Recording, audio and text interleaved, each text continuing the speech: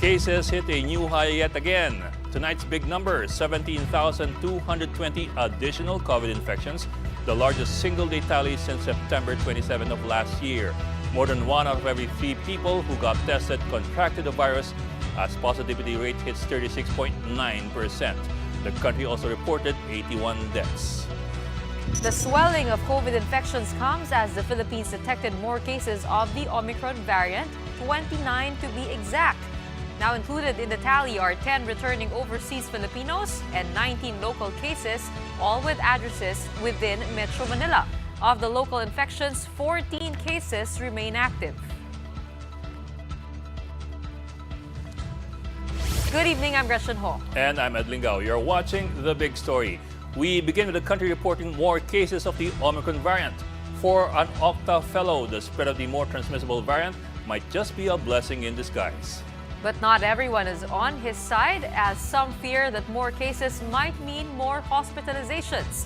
Jen Calimon with The Big Story. Almost a week into the new year, COVID-19 cases continue to rise as more Omicron cases are being detected in the country. On Thursday, the Health Department reported 29 new cases of the variant, 10 of which are returning Filipinos, while the others are local cases from NCR. This brings the total number of Omicron cases to 43. But for an Octa research fellow, the additional Omicron cases amid the swelling of COVID infections has an upside. He considers it a natural immunity, which could even lead to the pandemic's endgame. Omicron is the beginning of the end of the pandemic because Omicron is going to provide the kind of population immunity that should stabilize our societies and it should allow us to reopen. It will be hard for 1 month, but afterwards it should be a blessing. Austriaco says that antibodies increase after a breakthrough infection due to Omicron, acting as a natural vaccine. The Omicron infection actually gave them antibodies that protected them not only against Omicron, but against Delta, Gamma, Beta, Alpha, and the D614G. Studies abroad show the variant could provide super immunity among the vaccinated. In a study from Oregon Health and Science University, antibodies multiply by 1,000% compared to antibodies formed after receiving a full dose of the Pfizer jab. But for other experts, this is no reason to let one's guards down. A lot of cases are going in the hospitals, although they are mild, but please don't take this into something like it's only mild. We want to protect the vulnerable population. So please take care of yourself, get yourself vaccinated, and follow the health protocol. Oo nga, we can have immunity, pero bago ka magka-immunity ay gumastos na ng magkano? 700,000 pesos yung pamilya mo kasi na ICU ka. At the end of the day, experts say that vaccination and adherence to health protocols are still the keys in preventing the mutation and transmission of COVID-19. Reporting for News 5, Jen Calimon, we are One News.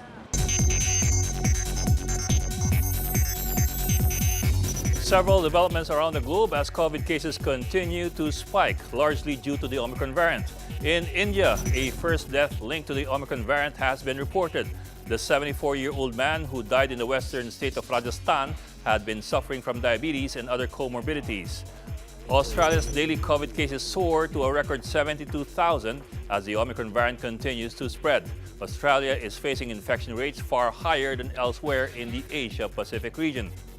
In entertainment and leisure, the 64th annual Grammy Awards in the U.S. has been postponed, and the Royal Caribbean and Norwegian cruise has canceled its voyages amid the Omicron scare. And Hong Kong bans incoming flights from 8 countries, including the Philippines. The Overseas Workers Welfare Administration says it is ready to assist overseas workers who might be affected by the 2-week travel ban. These are the other big stories tonight.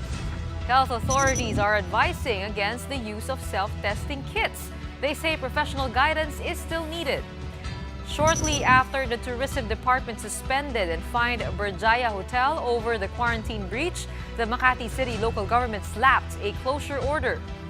And the PBA Govs Cup games will be postponed until further notice as management works to protect its players and its fans. These big stories after the break.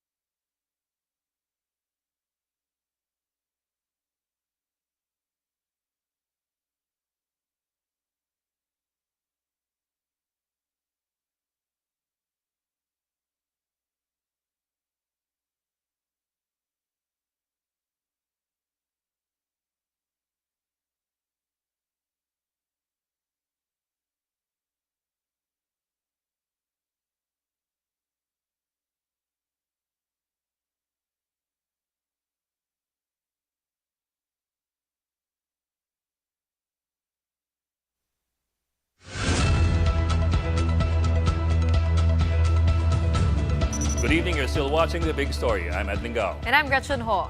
Some stores are now jacking up prices of self-testing kits as more Filipinos try to test on their own. But the health department warns while these kits are FDA-approved, professional supervision is still needed.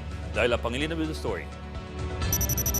Aside from medicines, people are also flocking to Santa Cruz and Bambang streets in Manila with hopes of buying cheaper antigen test kits. But stores are refusing to sell kits per piece. Instead, they are sold by boxes. Kahit sa pieces ang 300, isang piraso. Ato 200. Mga ganun, ma'am. Wala mahal. Box magbenta sila, ma'am. Jamar, a frontliner, said he's been self-testing using antigen kits at home for everyone's peace of mind. Para lang po masigurado ko na hindi ako makahawa sa pamilya ko, sa katrabaho, lalo at may anak ako sa bahay. But experts are warning others of possible misuse of home antigen tests. Health Department spokesperson Maria Rosario Vergeres said health professionals should still be present when doing it. Should be guided by healthcare professionals. So kailangan lang po natin ma-differentiate yan. A lot of people are doing this at home and you might be misled by your results because hindi po naging maayos ang proseso natin ng pagkuha ng specimen. This Filipino-made antigen kit, however, offers the guidance of a nurse via teleconsult upon purchase from the drugstore. But the secret here is we provide access to a health professional through our product called Teletest. The health professional will also examine and record the results. The test kit was approved by the FDA. Printed results of the test are tamper-proof and are available upon request. The maker said it has over 20 secured features and cannot be copied or falsified. The Food and Drug Administration, meanwhile, has started accepting applications for special certification for COVID-19 self-test kits. For News 5, Laila Pangilinan, We Are One News. In the face of another surge, the budget for contact tracing has been cut tremendously. Local governments try their best to make do with limited resources. Mobile journalist Pamela Vasquez with the story. With COVID cases reaching new highs, government once again finds itself scrambling for ways to fund its contact tracing efforts. The Interior Department admits budget is tight. From an initial spending plan of 5 billion pesos for contact tracing, only 250 million was approved, enough for just 1,000 tracers with one-year contracts. What we're doing right now is really most probably scale it down to 6 months contract so that we can have more contract tracers. We're trying to redo our finances and hopefully we can have more. In the face of what many believe is an Omicron-driven wave in infections, a shortage in contact tracers leaves a gaping hole in the country's pandemic response. The contract of close to 15,000 contact tracers recently expired.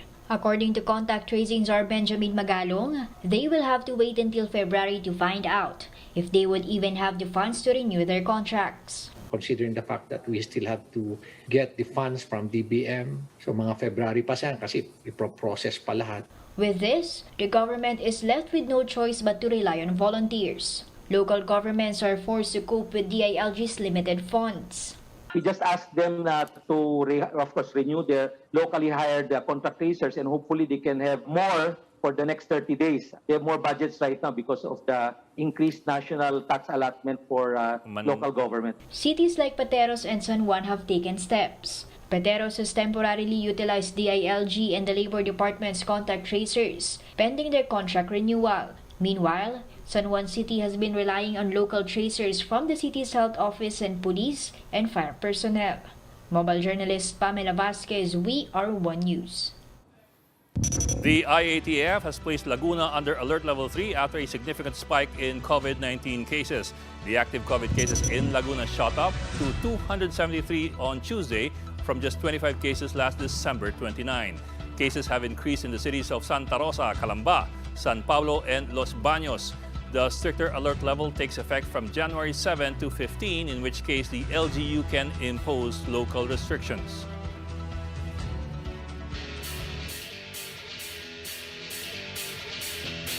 For the big story in sports, the PBA has decided to temporarily postpone its games until such time when the current COVID-19 surge eases. This decision comes even as the Games and Amusements Board allowed pro leagues to resume in a bubble setup. The league, though, decided against pushing through with its games in an effort to help curb the spread of the virus. Part of their efforts include barring its ball clubs from holding scrimmages. PBA action was previously set to resume on January 5 after a 9-day holiday break. Meanwhile, in tennis, world number 1 Novak Djokovic's Australian visa has been revoked following huge backlash over his vaccine exemption.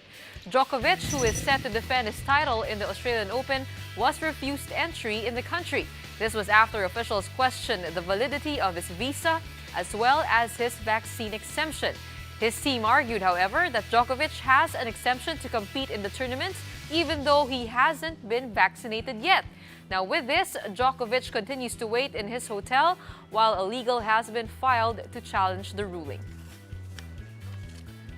Time for another quick break. When we return, Berjaya Hotel is slamming the Makati LGU's move to close down its operations, saying the order has no legal basis. It's a 2-week ceasefire. PATAFA is holding off for now on its recommendations against pole vaulter EJ Obiena. And don't be selfish. Pope Francis has this to say to couples who would rather have pets instead of children. We'll tell you more about this after the break.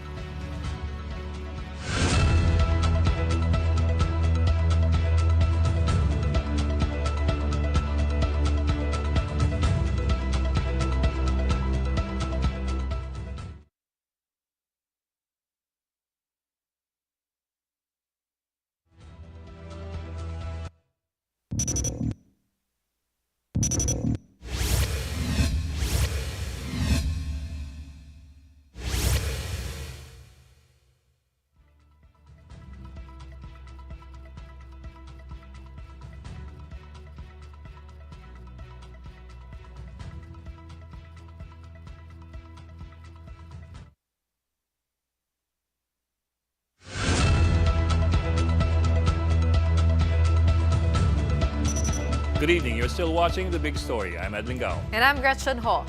Berjaya Hotel is crying foul over the Makati government's decision to shut down its operations over quarantine breaches. The Philippine National Police is now keeping close watch on quarantine facilities, stationing personnel in these hotels. Marty Bautista with the report. After the tourism department suspended its accreditation over the protocol breach of returning Filipino Guanachua, the Berjaya Hotel hit another roadblock. The Makati government on Thursday has shut down the hotel following the DOT suspension order. But for the hotel management, the move has no legal basis. After all, they were given 15 days to appeal the decision. They argue the law does not penalize a hotel for the non-reporting of a quarantine skipper. Adding to their concerns are the 18 guests quarantined in the facility who tested positive for COVID-19. They have yet to be pulled out by the Bureau of Quarantine.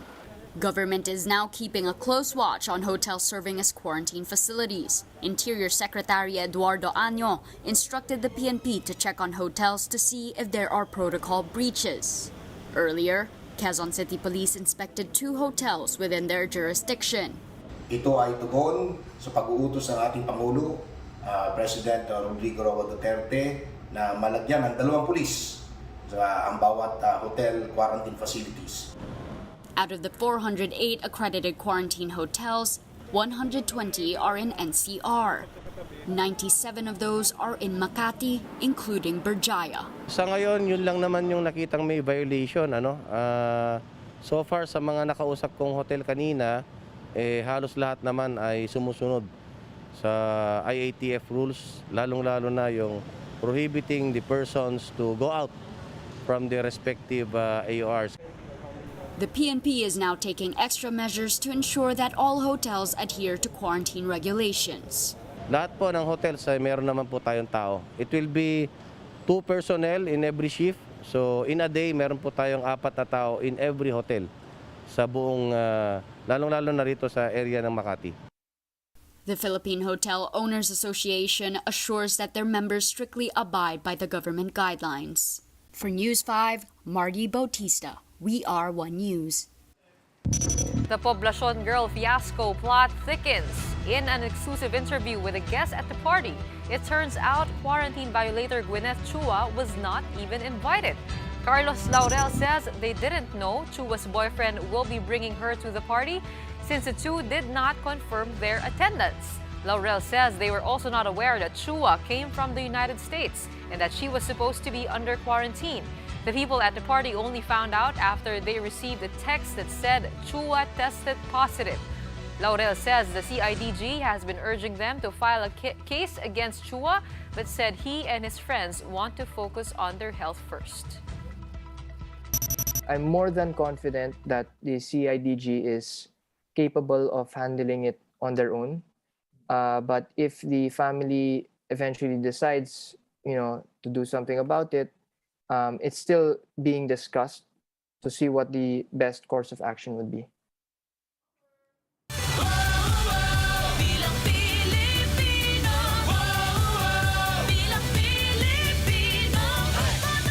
COMELEC narrows down its list of candidates for the 2022 elections. 4 names were dropped from COMELEC's tentative list of presidential candidates, leaving 11 candidates still in the running. The list includes Moreno, Lacson, Marcos Jr., Pacquiao, and Robredo. Those who did not make the cut were independent candidates and one Maria Aurora Marcos, who shares the last name or the same last name as Bongbong Marcos. The list of vice presidential candidates is untouched, with 9 candidates still vying for votes, including Atienza, Bello, Duterte, Ong, Pangilinan, and Soto. However, the poll body did trim its list of senatorial candidates from 70 to just 64 names. COMELEC says the list is not yet final as it has yet to resolve petitions against certain candidates, including those filed against Marcos Jr. The PDP Laban has also requested the Commission to reopen the filing of certificates of candidacy.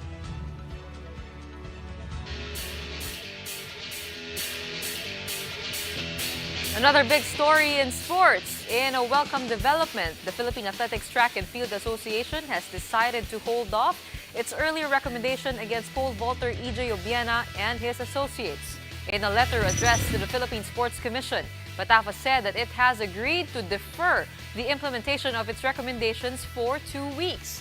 These recommendations include the removal of Obiena from the national team and the filing of estafa charges against EJ, the filing of a complaint against Petrov before World Athletics for violation of its code of conduct, as well as the declaration of James Stafferty, Obiena's advisor, as persona non grata. Now, following the recent developments, what can we expect from the ongoing rift between EJ Obiena and PATAFA? We sat down with sports law expert Mickey Ingles to give us insights on the whole situation. Let's watch this. Do you feel that all options have already been exhausted when it comes to actually being able to fix the situation? No, I don't think all options have been exhausted because I think there was an option open before, the option of mediation. Sadly, it wasn't taken for whatever reason. So that would have been something that would have helped this move more smoothly. Okay, let's have a definition of terms. Okay, when you say estafa, what does that mean? So estafa is a means of defrauding someone out of their money. Okay, what if EJ was just merely late in his payments, but he already put in the papers that he was able to pay Vitaly Petrov for this month and so on and so forth. Pero sa totoo lang, na late talaga. Would that be considered as estafa? Well, that's what PATAFA will have a hard time proving, right? So kung sabihin naman ni EJ, no one was damaged because nabayaran naman sa dulo in the end. But of course, PATAFA will say, no, the issue for falsifying and forging documents, diba? Which is a crime on its own. Okay, I think the question on everybody's minds right now is, can EJ still represent the Philippines if he is adopted by the POC but not endorsed by PATAFA? Okay, so that's the difficult part right now because and kung wala siyang recommendation from PATAFA, hindi mabibigay ng IOC yung pangalan niya, hindi mabibigay ng POC, ng Philippine Olympic Committee, yung pangalan niya sa IOC as a member of the athletes who are going to compete. I'm not sure if the POC has any other ideas on how to have EJ still represent the flag without the necessary National Federation endorsement. If things don't get resolved with the NSA, an option for him to still compete is just to compete for another country, right? I mean, that's the saddest outcome that we can get as a country. But if you want EJ to still compete as a Filipino, one option is to have another national federation for athletics, right? Who will be recognized by the World Athletics Organization and by the POC, right? Para sila nila yung mag-endorse kay EJ. But that's easier said than done. Seeing the whole, situation, what do you think is the way forward? Let's go back to square one and talk things over, right? Because in the end, we both want the same thing, and that's glory for the Philippines in world athletics. And the glory of EJ will be the glory of PATAFA.